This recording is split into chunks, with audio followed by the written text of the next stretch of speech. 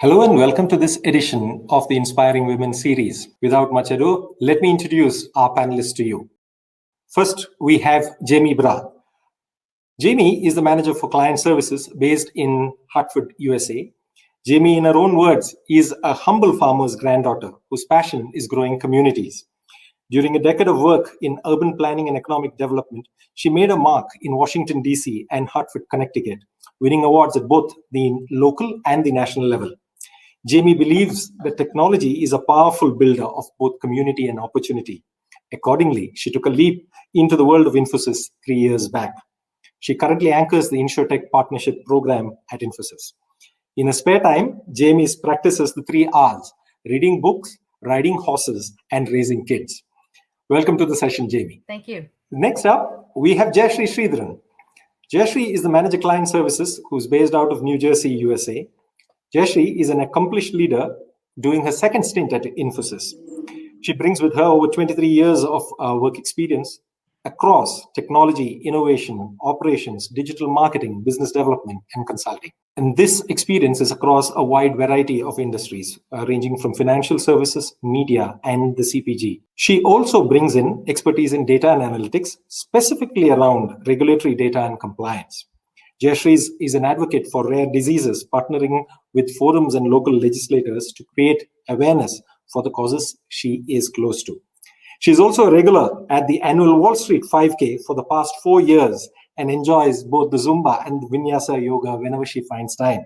She lives in New Jersey with her husband Ravi and 2 adorable girls, Meera and Varsha. Welcome to the show, Jayshree. Thank you, Sushanth, for having me. Last but not the least, we have Catherine Maloney. Kate is the executive director of the Infosys Foundation USA and is based in New York. Prior to this, she was a director at KPMG, where she led engagements with the United Nations, International Development Organization, private foundation, and NGOs. Before her stint at KPMG, Kate was with the U.S. Trade and Development Agency and worked with Senator Richard Lugar on the U.S. Senate Foreign Relations Committee. Kate's passion has always been about the empowerment of youth, both in the US and as well as globally. Kate loves to play tennis and ride a bike to nowhere. Welcome to the show, Kate. Thank you for having me. Let me begin with you, Jamie. From the roots of farming to urban planning and economic development to insurance tech, what have been your career highlights and what are the insights that you would like to share with women who are beginning their career journeys? I've spent the last 16 years in some form of business development. I started my career in Washington, D.C. in commercial real estate development, and then I returned to my home state of Connecticut as a senior government official for about 7 years. And during that time, I worked with a fantastic team and we shepherded over $200 million worth of development investment. We won grants, I negotiated tax abatements, and my favorite part of the job was serving as an ambassador for the city of Hartford. As you mentioned, I took a huge leap and traded in economic development for IT consulting in late 2018 when I joined the insurance division of Infosys as part of their client services group. And my first assignment was on a team that managed a Fortune 500 insurance client account. My favorite part of that journey was growing a toehold position in the claims line of business by tenfold and establishing Infosys as a thought leader in the claims space. I think my managers noticed that I really love establishing new relationships from the ground up. And so they invited me to take up the InsurTech program for partnership for our entire division. And that's what I'm up to these days. And I also am one of the anchors for our diversity and inclusion initiative in insurance. I serve in the multicultural ERG, and I serve on a local board of nonprofit here in Hartford.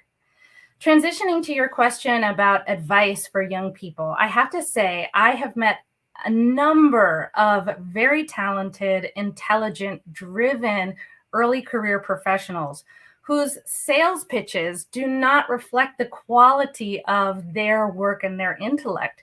And as a sales professional, I know how important those things are. I would encourage every single person to have 4 sales elements ready about yourself at any given time. And they are a 2-sentence pitch statement, who you are and what you want to achieve. That's the 2 sentences. Then you need your resume, a bio, and a headshot. All of those things should collectively integrate and reflect your intellect, your passion, and your personal style. That takes time and practice and help from the outside in, but it will turbocharge your career. And let's face it, in the next 18 months, if you're an early career professional and you're driven, you're likely to be looking for a new opportunity. And lastly, it is completely natural that most people are very uncomfortable talking about themselves, let alone pitching themselves. So practice before the dream job is on the line. Let me move to you, Jayshree. 23 plus years in tech, operations, digital marketing, business development. So you've seen the whole suite of various functions across industries. What's your story? What's been the highlight of this? And what would you say are insights that you wish to share with women leaders who are in the middle stages of their careers? I will start off with my early childhood days, right? I grew up in southern India.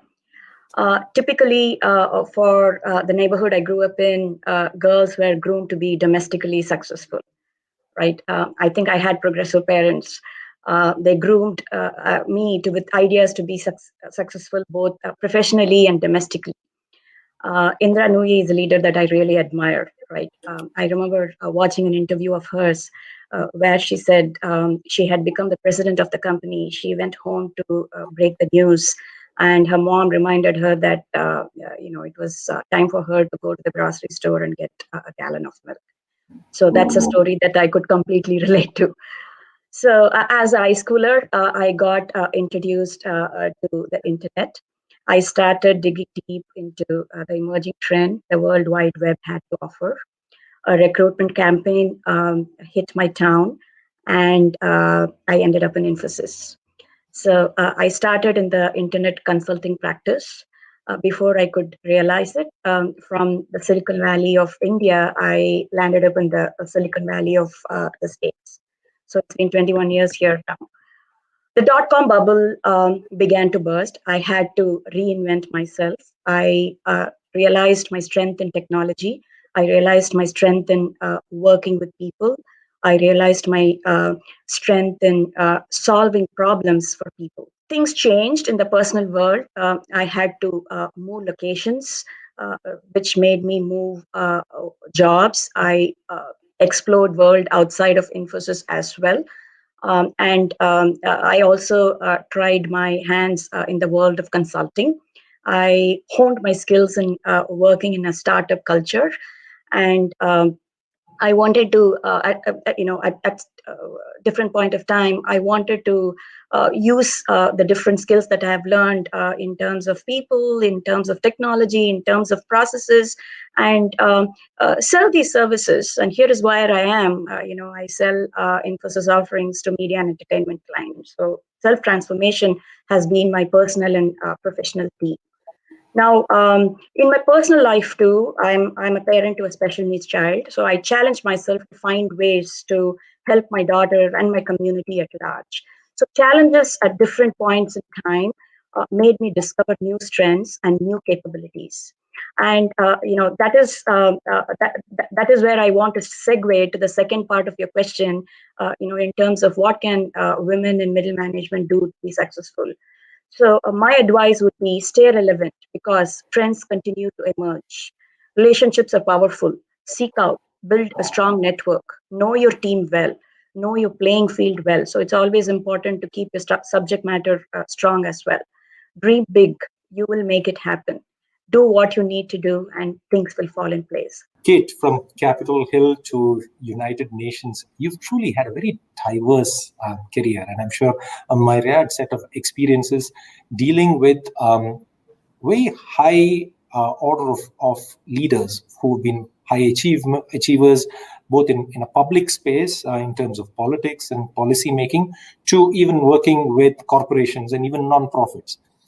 As you look at your own journey and draw your insights, what is the advice that you would give women who are in leadership roles in their careers? I have had a pretty exciting journey, and it's been, like you say, across government, in business, and a lot in the nonprofit or the philanthropic sphere. And That really goes back to, funny enough, to graduate school. This was a really big existential question that my fellow alumni and I used to think about. Do you go to government first, or do you go into business? Or do you need to have the private sector to be respected by government, vice versa? How do you sequence this? This was a really big obsession at the beginning of the 2000s. And it always stuck with me, because I thought the two, being able to sit on both sides of the table, is going to be valuable. I think it was a little bit later in my career that I understood the value of that third leg of the stool, which is what I'm in now, the nonprofit and the philanthropic sector. So I did. I was able, with a focus on international economic development, to have some pretty incredible experiences. You get exposed to amazing clients. And for me, it was the fun highlight of using my passport. All of those jobs brought me to some pretty incredible places in Africa, multiple times across Latin America, into Cali, Colombia, to some pretty exciting moments in Mexico City and Honduras and India. And each place that I went, when I was reflecting on this question, it wasn't like the feeling you have when you go on a vacation and you're on the plane and you're excited. There was very often the moment that I was still preparing my remarks. I was preparing for meetings. I had that little bit of healthy fear. And I think that's like that kind of lets you know you're in the right place, in the sense that, yes, it's scary going into it, but all the colors of people I met and things that I experience now are the real mosaic that I draw on. So that use of my passport, huge highlight. But what's interesting is when I knew a couple of years ago now that it was time to move from consulting into a new position, I thought about the elements that were going to be right for me. And so you have to be careful or know that the universe is listening, because I said, I think the tech industry is where I want to be closer to.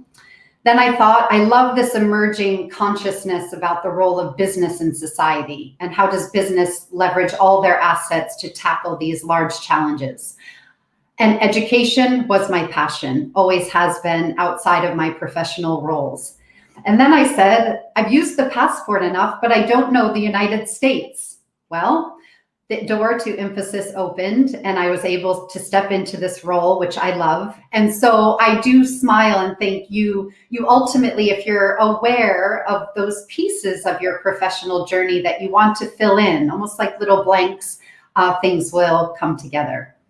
So my advice for senior leaders, I'm giving this advice very humbly because I'm still on my journey, but two things struck me. One is professional and one is more personal. The professional is that at the end of the day, you have to remember what you have is your word and how people trust you. And I think that word is important when you consider your immediate team, when you think of your relationship with your colleagues, and then of course, when you're out, for me, building relationships with other foundations and nonprofits, but also clients who are building the next transaction and pitching for business. What you have is your word, and you have to be trustworthy. And I think as you advance in your career, the complexity of what you are asked to do and situations that you are in really tests that, and you have to stay firm. On the personal side, this is just an awareness I've maybe grabbed from COVID. I've heard it once, twice, 100 times. What is your superpower? Really think about and regularly check in to make sure you as a person are aligned with the work you're doing. Are you challenged intellectually? Are you pushing yourself as a leader? Are you balanced and interesting as a person? And are you finding ways, now that you've had a bit of a story professionally, to bring all of that muscle, or as I said, that superpower to bear? So hopefully that offers a bit of insight to the senior level leader. I have to ask you that follow-on question. So what is your superpower? I spend a lot of time outside of my professional role advising young people and mentoring, because I'm fascinated with what makes people tick and how they bring those talents to bear in their career. Let's begin our second segment, which is the rapid fire segment. I'm going to ask you a series of 3 questions in quick succession, and I'd like you to give me your quick answers. So let's get started. What, according to you, is the most underrated leadership skill? Jamie. Most underrated leadership skill is the ability to inspire your team's feeling of belonging and significance. I think leadership doesn't mean you have to be in the front line taking the bullet all the time. It's also how you stage your team for success. So this leading from behind is an underrated leadership skill in my view. Also the art of active listening. Today, most of your business comes from your relationship, and core for any kind of relationship building, both internal as well as external, is active listening, which I think is an underrated skill. It's interesting to think about. The underrated power of smiling. I think if you are not feeling joy, your team does not feel joy, your clients don't feel. And so this small detail in how you behave is a signal to everyone with whom you work. Let me move to the next one. One must-have habit to cultivate for better time management. Jamie. An overcrowded calendar is the symptom. The disease is overcommitting, and I have it myself. So if you can curb your desire to overcommit on the number of projects you take on or the aggressive timelines you agree to, that helps. I would like to add on saying become adept at multitasking, compartmentalize your activities, and allow participation from your support system. I'm jumping on the bandwagon of control over the Outlook calendar block. Block it, put private, and build in time to breathe, to eat, to exercise, to compose your thoughts, transitioning from one call to the next. I'm also a big believer in putting the phone down, face down, even if it's for 15 or 20-minute increments to tackle a task, and then flip it over to see the 100 texts you've likely received. You deal with disappointment by ... Fill in the blank. Jamie. I have a patented 2-step process that I like to call the Rage and Reboot. I rage by putting on my headphones and listening to angry music while marching around the downtown streets. And when I'm done doing that, I use that energy to reboot and move on. I unwind from it. I try to get distracted, binge watch a web series in the post-COVID world. And, I always go back to my vinyasa and good music. Of course, my kids. So I think common thread is exercise. And if you build that into the day, I think your ability to handle any disappointment is measured. It gives you perspective on what you may define as disappointment. I'm sure as you navigated your career, you would have faced a number of challenges, and you would have also seen others who faced similar such challenges. How did you overcome these? And are there any pieces of advice that you would like to offer other women leaders who might be facing something similar? let me talk about some unique challenges that I have observed, that women in workforce tend to face, right? I have also observed that the window of when we lose women employees is when they embrace extended responsibilities of being a woman. Especially in a place like India, expectations from women are manifold. The primary drivers for this is lack of flexible work culture. Issues like, this is something I faced as well. Issues like not having a mother's room for nursing mothers. Lack of childcare arrangements, where young mothers can be supportive of their children as well.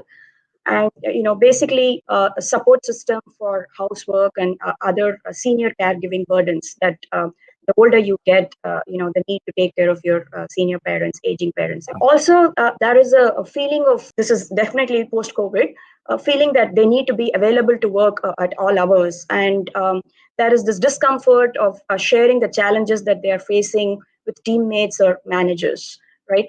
So even though there are more gender diversity in the room, in meeting rooms today, I think women are still a marginalized percentage, and these unique challenges need to be addressed. How did I address some of these?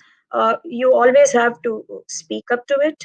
You need to ask for support whenever you need it, and have a good support system, right? I think somebody said something about allyship earlier. I think building that allyship within your organization is very important. This allyship would be outside of women, and the allyship with your internal team, the allyship with your managers is very important. And communication of your needs is important. And be it personal challenges or be it professional challenges, you need to ask for help, and help will be on its way. On the theme of self-development, Kate, you have a role that requires you to, like you mentioned in that introductory part, right? Have that healthy fear, and you're always going to be meeting a very diverse set of stakeholders, and you have to prepare for so many things. What do you do daily or otherwise to develop yourself? Are there any habits that would be useful to cultivate? I am a huge fan of LinkedIn. Number one, it is a fantastic source of corporate news and news of thought leaders in the computer science K-12 space, as you mentioned. But also I am connected to Infosys. So this is my way to follow who Ravi Kumar is speaking to, who other leaders in the firm are talking to, what trends are happening, what reports are released. I really lean on it to keep me smart or informed. I also slightly obsessed with human connection and my own network. I love being able to reach out to people when they've had a win. So the connection piece is important. And then also just throughout the day, being a part of as an example, the women's I Am the Future leadership program. I'm discovering people and names and faces, and I'm immediately going over to LinkedIn and making a connection. Or if someone speaks at Connect or another conference at Confluence, and they make a really insightful remark, it's a wonderful way to tell them that. No matter how senior the person, I think everyone loves to know their message resonated, they're having meaning, they're having impact. So on those three levels, I love LinkedIn. And then lastly, as the political world can be quite heated, I have found myself going to Bloomberg Business Radio. And in the morning, I love surveillance. It starts early, you can keep it going in the background. But I think it's a great way to get exposed to some of the macro trends that are impacting business, and great people are interviewed. And I feel it's one investment to make that's not reading words on a screen, but listening, either as you're driving or in your earbuds. Jamie, I'm actually going to ask you the same question, because you've had a very different set of experiences. So how do you develop yourself? What do you do daily or otherwise? And are there any useful habits to cultivate? I think we are all faced with fulcrum or watershed moments as well, when we are considering a leap, a stretch, or just as importantly, when something collides in our life or our career that really is a shock to the system. Those are the moments when you figure out just what you're made of and just what you really want or what you don't want to tolerate. I think as I reflect back on some of those big moments, whether they were moments I chose to take a leap or moments that tested my mettle, just believe in yourself. As simple as it is, that is the font of energy that fuels all other things.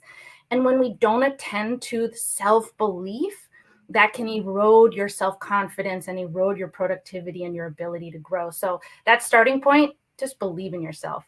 What and how has the organization supported you in your development? Or how do you think we as individuals need to support other women leaders in their development? So let me begin with you, Kate. I'm very spoiled because I have probably the best job at Infosys, which is, as was mentioned, to lead the foundation. So every day I'm thinking about how we're going to support teachers and students K-12 and get them ready for technology jobs of the future. So I have yet to meet anyone since I stepped foot in Infosys with whom that does not resonate. So from the most senior level of the company down to the very people who are working with me in the New York office, I've never been told no. But then traveling to each of the hubs of Infosys, the leaders of those hubs have been incredible. The teams and the staff where we've had events have been incredible. Our communications team goes out and often is recruiting volunteers, trying to get Infosys employees engaged in the community, supporting computer science education. And again, people reach out to me and say, how can we help? How can I help your foundation achieve its goals? So I think, like I said, I'm a bit spoiled because I get to be immersed in a subject for which many have a heart, and many Infosys employees have children in these school systems. So I feel extremely supported by the entire company. And then also just in the last few months, I had this, as the calendar turned to 2021, I had this instinct that I wanted to pursue a leadership certificate. I had this wanting to go back to school feeling, to kind of up my game a little bit. And then all of a sudden I started receiving these emails that said, I am the future. And I had no idea what they were. We're all inundated with emails, but this particular one caught my interest. And I've since discovered this is an incredible women's leadership program that Infosys is supporting and that I'm getting to participate in. And it's really been transformational in the last 2 months that I've been involved. And I'm frankly eternally grateful for it. Well, Jayshree, let me move to you and ask you the same question. So if I can get your perspective, as Kate shared, how has this organization supported you? And you're doing your second stint here, so feel free to also share any anecdotes from your first stint. I talked about some unique challenges, that women in workforce face earlier. Now, there is a network for specifically discussing and addressing some of these challenges within Infosys, right? It's IWIN, as you know, it's IWIN, the Infosys Women Inclusivity Network. I was part of it in my first stint, and I try to participate and lead activities as much as I can in my second stint as well. Where we celebrate women's success while we also address unique challenges that women in workforce at Infosys face. There are focused initiatives for women targeting areas they typically need help. Now, apart from this, at various levels of folks women in the organization, there are mentorship programs, right? The I mentorship program is something that I have been fortunate enough to participate in as a mentor to junior mentees. And I would also like to highlight the various cohorts that has been exclusively defined for women leaders. Just before the pandemic started, I was lucky enough to be part of the first such cohort targeting women in sales, right? And also I was lucky to be part of a program called Empower, which had 14 it was a small size initiative where the number of the participants had a chance to communicate with senior leaders and be groomed by senior leaders in the organization. And of course, as Kate said, the Form the Future, where we get to be students again, and it comes with a Stanford degree. What more can you ask for? So, Infosys does take diversity and inclusivity very seriously. Focus on gender diversity and making women successful is something that they really care about. From organizational support, let me actually shift the focus onto what is it that we can do as individuals to help women further their careers. Jamie, if I could bring you in on that question. I personally feel that the more we just think about each other on an individual level as persons, not as defined by any gender, the more evolved we will all be and better able to collaborate. So first, let's just talk about table stakes. Follow the golden rule and don't tolerate hate. But, next level, what can we do? I think we can take a page out of that famous book, the 7 Great Habits. There's a chapter that's called First Seek to Understand. And, you've heard my colleagues talk about listening loudly, that applies as much on a personal level as it does on professional topics. And secondly, using those networks to help others, even if you have no stake in it. The more we do that for one another, the better off we'll all be. So I do want to go back to a short format round to end this. If you had to pick one success mantra that you'd like to leave our audience with, what would that be? Jamie? The grass isn't always greener on the other side of the fence. The grass is always greenest where you water it. Be ambitious. It's important to keep adding layers of richness and complexity to your goal. And as you strive through it, layers of success begin to emerge. She believed she could do it, and she did. Well, they believed they could do it, and they did it. Thank you very much for being on this edition and for sharing your stories, candidly so, and wonderfully so. Well, the stories were nice, the insights even better. But what I really truly liked is the personal passion that all of you narrated your insights with. Thank you very much. Wish all three of you continued success.